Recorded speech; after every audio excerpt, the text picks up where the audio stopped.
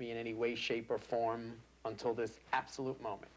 Okay, you're going to see me doing this. This is just a form of distraction that benefits me. My hand is not under any mysterious control. Nothing weird here is going on or whichever. Okay, so without further ado, let us begin. And as I said, whatever I say to you, just keep it at yes, no, or that you understand only. And away we go. First of all, a male presence has come into the room. And another one, and a female also. Another male who seems to stay in the background, so no doubt he probably could be somebody of a later generation. They all talk about being family, so I'm sure they are. Now, they put family in your direction, so I assume you're family somehow, yes? Yes. Okay. But somebody's coming in and saying like they were Bernie or Bernard. Also, Margaret is here? Passed on? Yes. Because she must have just walked into the room. Also named Helen? Passed on? Because she just walked in the room also. In this group of people that have so far come through, there's talk about the younger male that passed on. Does that make sense to you? Yes. Okay, because whoever he is claiming he was the first one in the room. So naturally, he wants to go first. Also, Robert, passed on? Yes. Who says he's family, yes? Yes. Yes. He states you're his folks, that's true? Yes. Yes. So it must be your son. Yes. He's an uncle? Yes. Yeah, because he's congratulating himself. So apparently one of his siblings, there's a birth of a child coming up, and he's an uncle, he states. Also, your son speaks of you moving. Were you thinking of moving? No. I'm going to leave it with you anyway, because he speaks of you moving and just wants to let you know it's all right. Oh, I see shamrocks around you. That makes sense? Yes. Let me guess. You're of Irish heritage? Yes. Wow, that was a good psychic thing. But St. Patrick, in your case, has something more specific. Because your son keeps circling the name again, telling me that there's more specific, even though he doesn't say it out. But your son must have had a good sense of humor, yes? Because he's kind of teasing me. He tells me there's a lurching at the heart. Yes. But he does tell me his heart fails. Yes. But like that. Yes. Because I don't mean to sound impolite, but it's like he drops dead. Yes. Because he tells me he drops dead. Yes. He also thanks for the memorial, makes sense? Yes. Yes. And the planting. Yes. Okay, so as he's saying, he just wants to address more that you're suffering versus the fact that you keep it so internal. Because unfortunately, you've lost your son, but you've also lost your best friend. Excuse my way of putting it, but I can't express it better. It's just, every time you think about his passing, you're just so pissed off. But he embraces both of you with love, and he especially asks you, his dad, to try to put yourself more at peace. You've got to let go a lot of the anger and frustration. I see St. Jude appear behind you as a symbol of hopelessness. You just feel so desolate and hopeless, and you've got to try to... You're never going to be yourself again, but don't let your grief be your downfall. That's what I think he's driving at. He signs off, the others do too. They send their love until we meet again, and there they go. Okay, and away they went, signed off.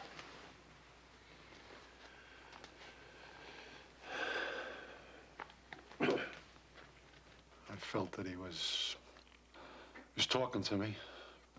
I mean, it was just too many things that were being said that he sort of like directed directly at me that made me feel his presence, you know. It was overwhelming, I'll say that. It was very overwhelming. It probably got me on blubbering, but there's nothing I could do. I couldn't hold back. It just, too many coincidences. George was very accurate in describing the way Robert died, Yeah. which is something only his girlfriend knew. And she had shared with us, and we never told anybody else. My daughter is having a baby, and he knows about that. And this isn't something that we told anybody. His friends did plant a tree in his memory and started a foundation. He was vague about some things. Moving,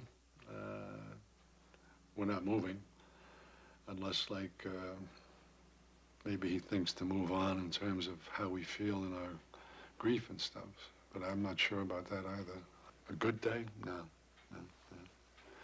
Just A good day would be Robert walking in the door. That would be a good day. going in the fridge and grabbing those 2 buds I left for him.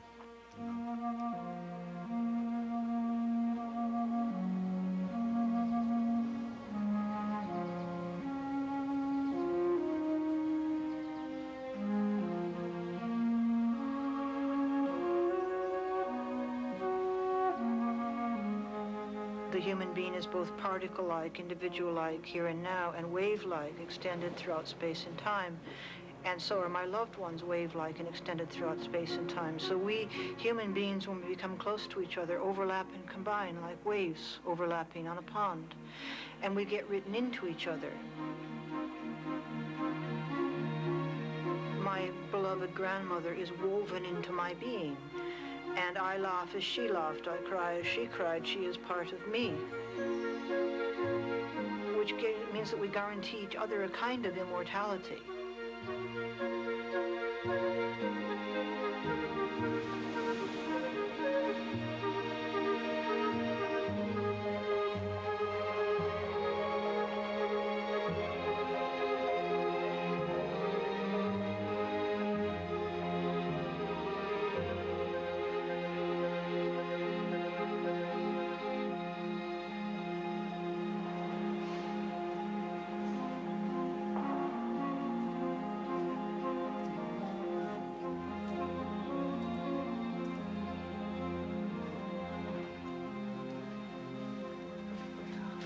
We both believe that consciousness survives this life. Obviously, the body doesn't. And we will be in contact with each other, just as we have been in this life. And we look forward to that. It's very hopeful. My personal opinion is I don't think there's any such thing as life after death. That's my personal belief. It is mysterious beyond the veil. Nobody knows. It may be really wonderful, and probably it is. Well, I think people can come back after they're deceased, but it's a hard thing to prove, but actually I believe it.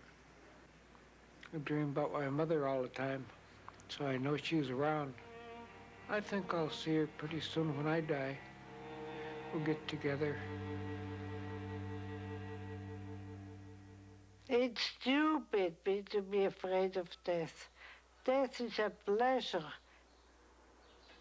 Elizabeth Kubler-Ross was one of the pioneers of the American hospice movement. Her great contribution was the 5 stages of dying and the defenses that a person uses to deal with the fact of their inevitable and upcoming death. That's my favorite.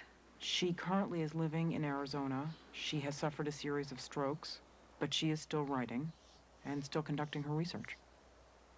Her decades of clinical experience and her work with the dying have led her to the conclusion that death does not exist, that death is a transition between life and what she believes is the afterlife.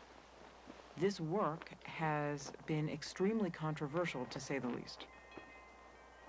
I got lots of criticism. They said, now she's no longer scientific. I said, I'm more scientific than you are. I checked out every aspect of life after death. I've been at the beds of thousands of dying patients. I almost always knew who waits for them and that they are very close to death. Even if you die very suddenly and unexpectedly, there's always somebody waiting for you that you love. It may take the rest of society and science some years to catch up with it, but probably as her work stems from her research with the terminally ill, that it's equally of value. I get too many letters from all over the world. About 250,000 pieces every year. 1 million questions, mainly about my favorite subject, death and life after death. A lot of people say that's baloney. And I tell them,